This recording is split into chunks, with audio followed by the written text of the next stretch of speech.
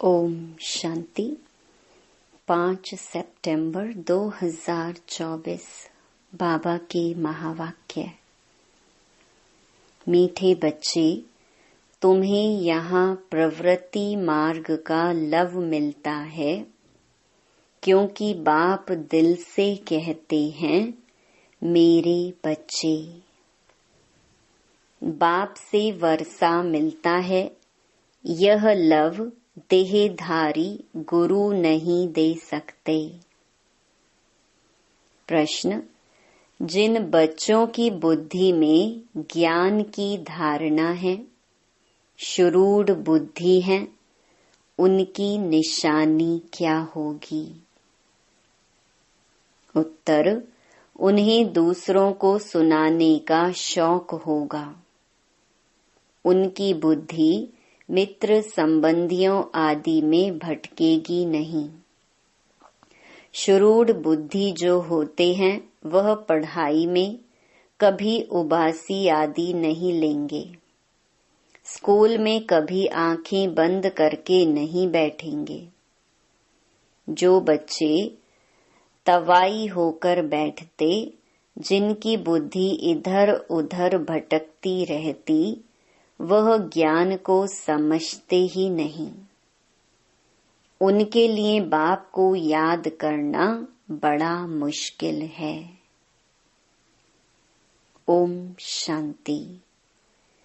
यह है बाप और बच्चों का मेला।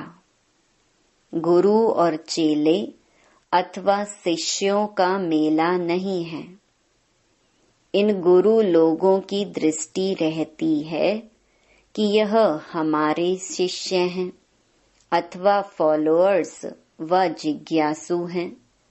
हल्की दृष्टि हो गई ना। वह उस दृष्टि से ही देखेंगे, आत्मा को नहीं। वह देखते हैं शरीरों को, और वह चेले भी देह अभिमानी होकर बैठते हैं। उनको अपना गुरु समझते हैं। दृष्टि ही वह रहती है कि हमारा गुरु है। गुरु के लिए रिगार्ड रखते हैं। यहाँ तो बहुत फर्क है। यहाँ बाप ही बच्चों का रिगार्ड रखते हैं। जानते हैं इन बच्चों को पढ़ाना है। यह सृष्टि चक्र कैसे फिरता है, बेहद की हिस्ट्री ज्योग्राफी बच्चों को समझानी है। उन गुरुओं की दिल में बच्चे का लव नहीं होगा। बाप के पास तो बच्चों का बहुत लव रहता है, और बच्चों का भी बाप पर लव रहता है। तुम जानते हो, बाबा तो हमको सृष्टि चक्र का ज्ञान सुनाते हैं। वह क्या सिखाते हैं? आधा कल्प शास्त्र आदि सुनाते, भक्ति के कर्म कांड करते, गायत्री संध्या आदि सिखाते रहते हैं। यह तो बाप आया हुआ है, अपना परिचय दे रहे हैं। हम बाप को बिल्कुल नहीं जानते थे।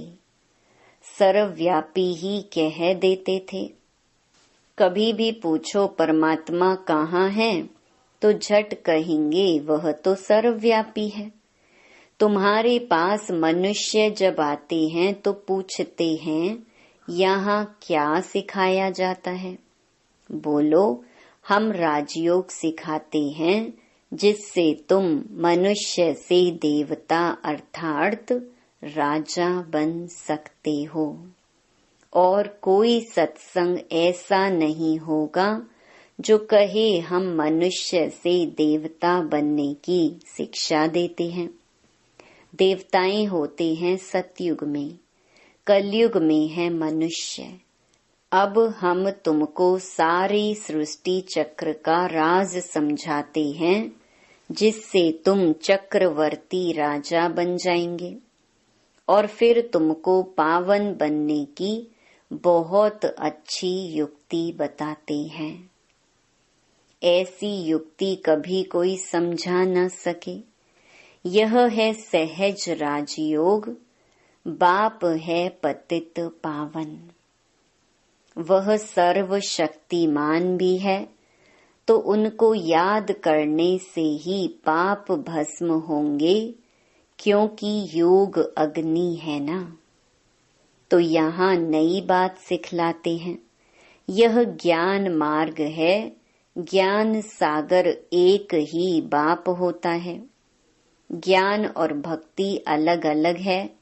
ज्ञान सिखाने लिए बाप को आना पड़ता है, क्योंकि वही ज्ञान का सागर है।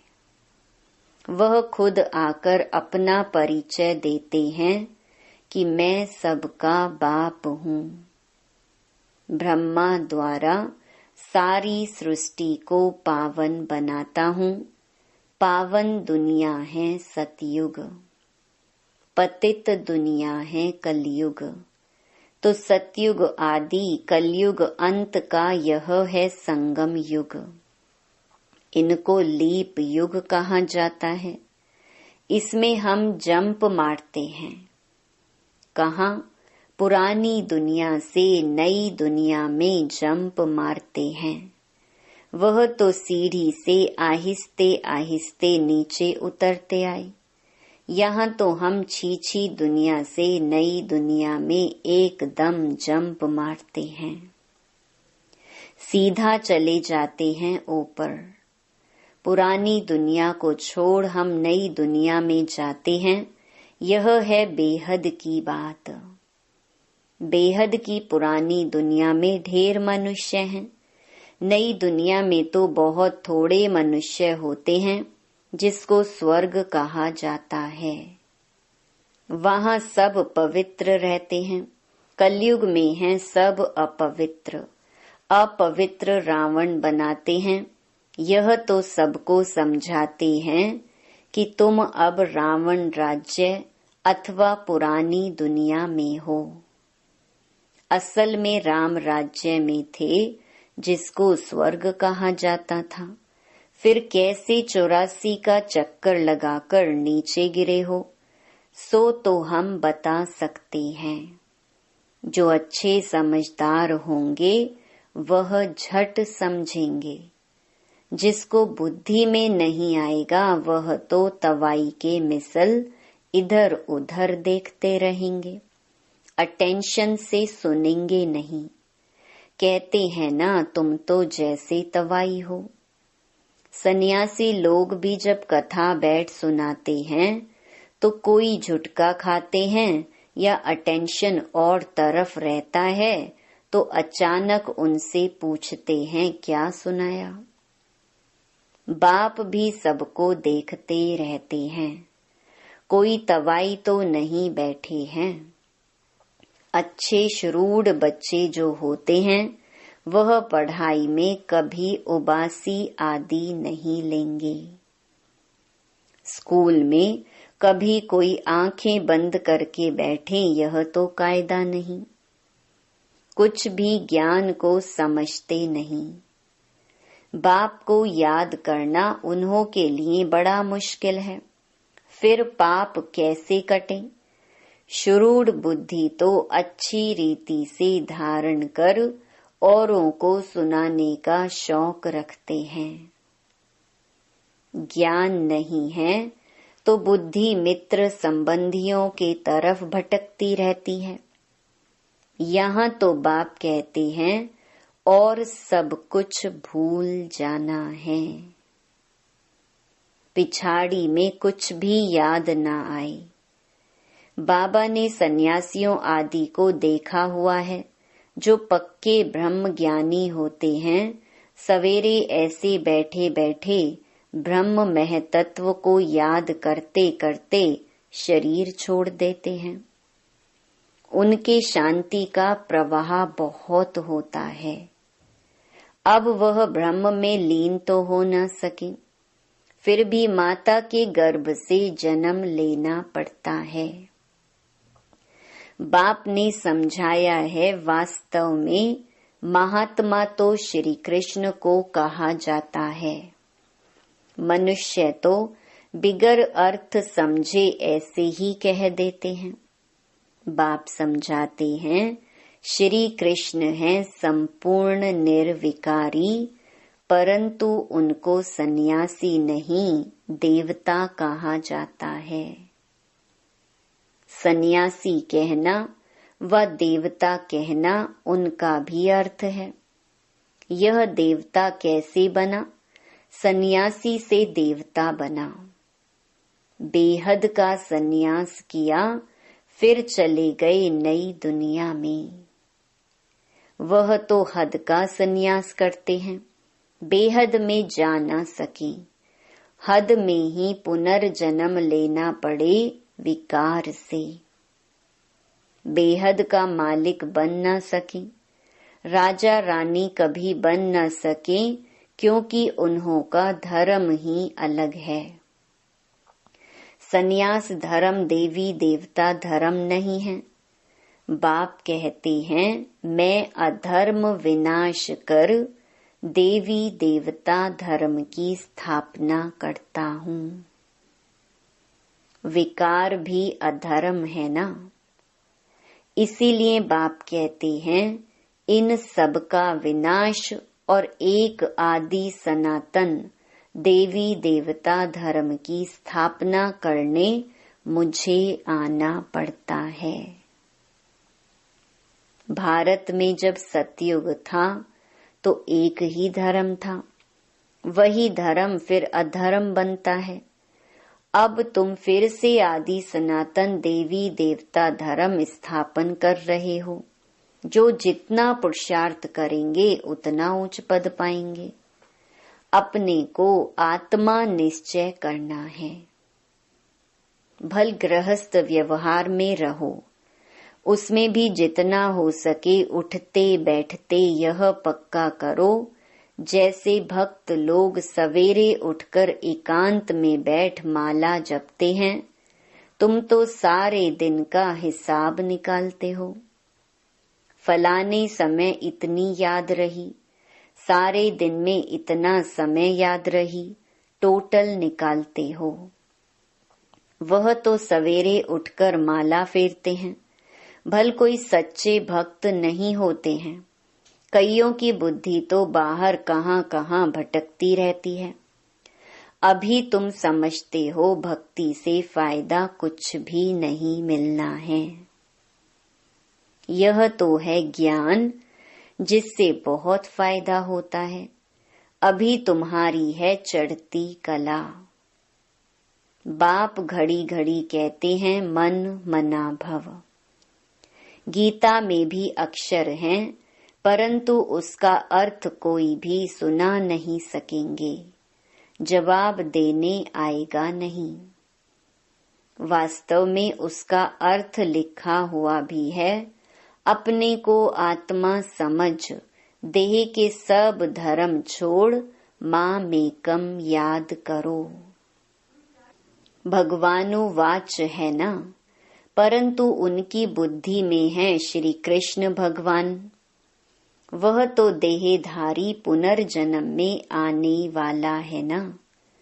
उनको भगवान कैसे कह सकते हैं? तो सन्यासी आदि किसी की भी दृष्टि बाप और बच्चों की नहीं हो सकती है। भल गांधी जी को बापूजी कहते थे, परंतु बाप बच्चे का संबंध नहीं कहेंगे। वह तो फिर भी साकार हो गया ना। तुमको तो समझाया है अपने को आत्मा समझो। इसमें जो बाप बैठा है वह है बेहद का बापूजी। लौकिक और पारलौकिक दोनों बाप से वर्षा मिलता है। बापूजी से तो कुछ भी नहीं मिला।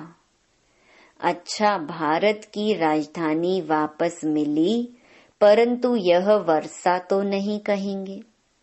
सुख मिलना चाहिए ना। वर्षे होते ही हैं दो, एक हद के बाप का, दूसरा बेहद के बाप का। ब्रह्मा से भी कोई वर्षा नहीं मिलता है। भल सारी प्रजा का वह पिता है। उनको कहते हैं ग्रेट ग्रेट ग्रैंडफादर। वह खुद कहते हैं मेरे से तुमको कुछ भी वर्षा नहीं मिलता, जबकि यह खुद कहते हैं मेरे से वर्षा नहीं मिल सकता, तो उस बापू जी से फिर क्या वर्षा मिल सकेगा? कुछ भी नहीं। अंग्रेज तो चले गए, अभी क्या है? भूख हड़ताल, पिकेटिंग, स्ट्राइक आदि होती रहती, कितनी मारा मारी होती रहती है। कोई का डर नहीं है, बड़े बड़े ऑफिसर्स को भी मार देते हैं। सुख के बजाय और दुख है। तो बेहद की बात यहाँ ही है। बाप कहते हैं पहले पहले तो यह पक्का निश्चय करो कि हम आत्मा हैं, शरीर नहीं। बाप ने हमको एडॉप्ट किया है, हम एडॉप्टेड बच्चे हैं। तुमको समझाया जाता है बाप ज्ञान का सागर आया है और सृष्टि चक्र का राज समझाते हैं, दूसरा कोई समझा न सके। बाप कहते हैं देह सहित देह के सब धर्मों को भूल मामेकम याद करो। सतो प्रधान जरूर बनना पड़ेगा। यह भी जानते हो पुरानी दुनिया का विनाश तो होना ही है। नई दुनिया में बहुत थोड़े होते हैं।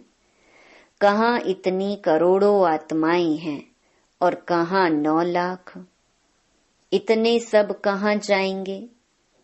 अब तुम्हारी बुद्धि में है कि हम सब आत्माएं ऊपर में थीं, फिर यहाँ आई हैं पार्ट बजाने। आत्मा को ही एक्टर कहेंगे। आत्मा एक्ट करती है इस शरीर के साथ। आत्मा को ऑर्गन्स तो चाहिए ना। आत्मा कितनी छोटी है, 84 लाख जन्म है नहीं। हरेक अगर 84 लाख जन्म ले, फिर पार्ट रिपीट कैसे करेंगे? याद नहीं रह सकता, स्मृति से बाहर चला जाए। 84 जन्म भी तुमको याद नहीं रहते, भूल जाते हो। अब तुम बच्चों को बाप को याद कर पवित्र जरूर बनना है। इस योग अग्नि से विकर्म विनाश होंगे। यह भी निश्चय है बेहद के बाप से बेहद का वर्षा हम कल्प कल्प लेते हैं। अब फिर स्वर्गवासी बनने के लिए बाप ने कहा है कि माँ मेकम याद करो, क्योंकि मैं ही पतित पावन हूँ। तुमने बाप को पुकारा है ना, तो अब बाप आए हैं पावन बनाने। पावन होते हैं देवता, पतित होते हैं मनुष्य। पावन बनकर फिर शांति धाम में जाना है। तुम शांति धाम जाना चाहते हो या सुख धाम आना चाहते हो? सन्यासी तो कहते हैं सुख काग विष्टा के समान है, हमको शांति चाहिए, तो वह सतयुग में कभी आ नहीं सकेंगे। सतयुग में था प्रवृत्ति मार्ग का धर्म। देवताएं निर्विकारी थे, वही पुनर्जन्म लेते लेते पतित बनते हैं। अब बाप कहते हैं निर्विकारी बनना है। स्वर्ग में चलना है तो मुझे याद करो, तो तुम्हारे पाप कट जाएं, पुण्य आत्मा बन जाएंगे। फिर शांति धाम सुख धाम में जाएंगे। वहाँ शांति भी थी, सुख भी था, अभी है दुख धाम। फिर बाप आकर सुख धाम की स्थापना करते हैं, दुख धाम का विनाश। चित्र भी सामने है, बोलो अभी तुम कहाँ खड़े हो? अभी है कलयुग का अंत, विनाश सामने खड़ा है, बाकी जाकर थोड़ा टुकड़ा रहेगा। इतने खंड तो वहां होते नहीं। यह सब वर्ल्ड की हिस्ट्री ज्योग्राफी बाप ही बैठ समझाते हैं। यह पाठशाला है। भगवानुवाच, पहले पहले बाप का परिचय देना पड़ता है। अभी कलयुग है, फिर सतयुग में जाना है। वहां तो सुख ही सुख होता है। एक को याद करना, वह है अव्यभिचारी याद। शरीर को भी भूल जाना है। शांति धाम से आए हैं, फिर शांति धाम में जाना है। वहां पतित कोई जा न सके। बाप को याद करते करते पावन बन तुम मुक्ति धाम में चले जाएंगे। यह अच्छी रीति बैठ समझाना पड़ता है। आगे इतने सब चित्र थोड़े ही थे। बिगर चित्र भी नटशेल में समझाया जाता था।